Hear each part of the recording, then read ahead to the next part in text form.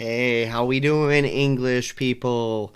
Hello, I'm Mr. Andrews, as you know, your English teacher, and I thought it might be fun for all of us if I made a little video going through this apostrophe PowerPoint. Now, I miss you guys. I wish I could be doing this in person, but I guess we'll just have to make the best of this so that we can. Okay, so I know you guys already all know what the apostrophe is. It's a punctuation mark, and it's used to form contractions, form plurals, and show possession. So this slideshow today is just going to kind of help you go through and remember some things, maybe give you a few new tips, and I hope it's helpful, and let's do it. Okay, so the first thing I want you guys to know is about forming plurals. You can use an apostrophe and an S to form the plural of a letter or a numeral. This won't come up a ton of times, but when it does, you want to make sure you know how to do it so that way you can come off as wise and sophisticated. So let's look at my examples here. I received 3 A's on my report card. Well, A is a numeral, so if you want to make it plural, if you want to say something besides just I got an A, well, that would be easy. I got an A, period. But if we're talking about 3 A's, we want to make it plural, you add an apostrophe and then an S. Exact same thing when we're talking about numbers, numerals. I got 3 10s in a row. See how we got the apostrophe and the S there? That is going to be how you make it plural. Okay? All right.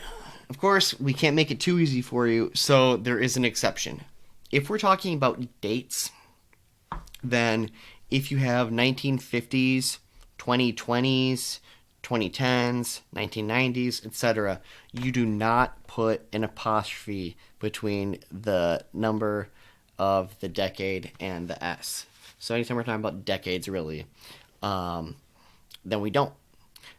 Unless, as you see over here, if we get rid of the first part, like the 19 or the 20 part of the decades, then you just go apostrophe to show the omission of the first part.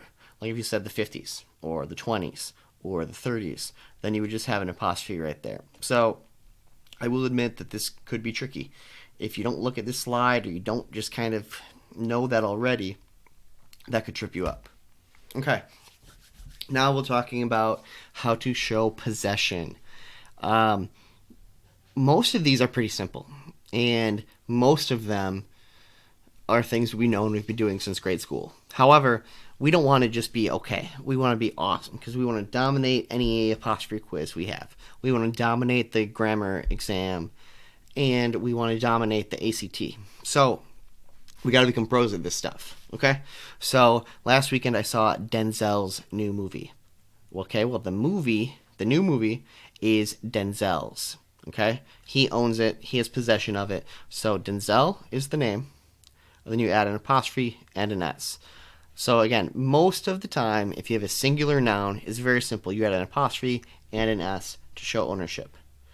Whose leaky roof is it? Well, it's the building's leaky roof. It's part of the building. Building kind of owns it. Building gets the apostrophe S. Okay? Those ones are simple. Those ones we can rock. All right? Now, if you have a singular noun with 2 or more syllables that ends with a S or a Z sound, the possessive may be formed by adding just an apostrophe. Okay? So this is tricky. A lot of stuff going on here. What people get tricked up on is, let's say the noun already ends with an S or like a Z sound. Okay. Now, do you need to add an apostrophe and an S, or can you get away with just adding an apostrophe? It's all about the number of syllables. If there are 2 or more syllables in the name, in the word, then you just add an apostrophe, like Luis. Luis's honesty convinced me he did not cheat. Luis, 2 syllables. We can pretend we're making a haiku. We're counting them on our fingers. You're clapping. Odysseus. Yep, more than 2. So to show that the courage is his, you can just add an apostrophe. Please note that I did not add an apostrophe and an S. However, if you have a singular noun with just one syllable, like, for example, the name Gus, then you would add the apostrophe and the S even though it ends in an S. It's like Gus apostrophe S. Gus's. Okay? Cool. All right. Now, if we're talking about forming plural possessives, to form the possessive of most plural nouns ending in an S, you add just the apostrophe, kind of like we just did with Odysseus and Luis. Okay? I spent all night correcting my students' exams. Students is already plural. Okay? And it's already plural, and it already has the S. So we just add an apostrophe at the end. The boys' basketball team. Multiple boys, B-O-Y-S. So we want to make it plural. We add an apostrophe at the end. Okay? If there is a plural possessive that doesn't end in S, then you got to go apostrophe S. It's like children. Children is already plural. We do not make children plural by adding an S. It's not, because children is the plural form of child. Okay? So for this, we would add an apostrophe S. Same thing with men or women. The men's room. M-E-N apostrophe S. All right. Anytime we have a compound noun that is having possession, you form the possessive of a compound noun by placing the possessive ending after the last word. So you put the apostrophe S on the last word. It's not the Secretaries of State speech. This is the whole title, Secretary of State. Okay? So apostrophe S at the end of the title. Brother-in-law. It's not my brother's in-law birthday. It's my brother-in-law's birthday. So the key here is the ending. Okay? Ending of the last word gets the apostrophe S. All right. Let's say we have an indefinite pronoun. Something like everyone, no one, somebody. You add an apostrophe S. Somebody's smelly sneakers are sneaking up the hallway. I need everyone's paper at the beginning of class. I mean, really, it just follows the same rules as it would have otherwise. Okay? Shared possession. This is a tricky one.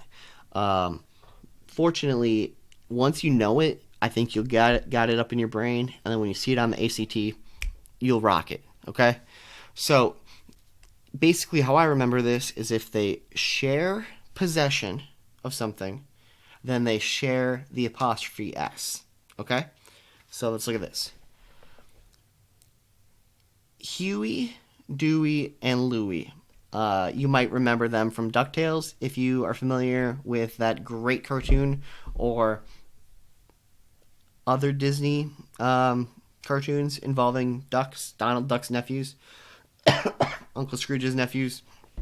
Huey, Dewey, and Louie, if they share a house, then they share the apostrophe S. So it would look like the first example. Huey, Dewey, and Louie's house is on the market. They're brothers. They live together. It's one house, one apostrophe S.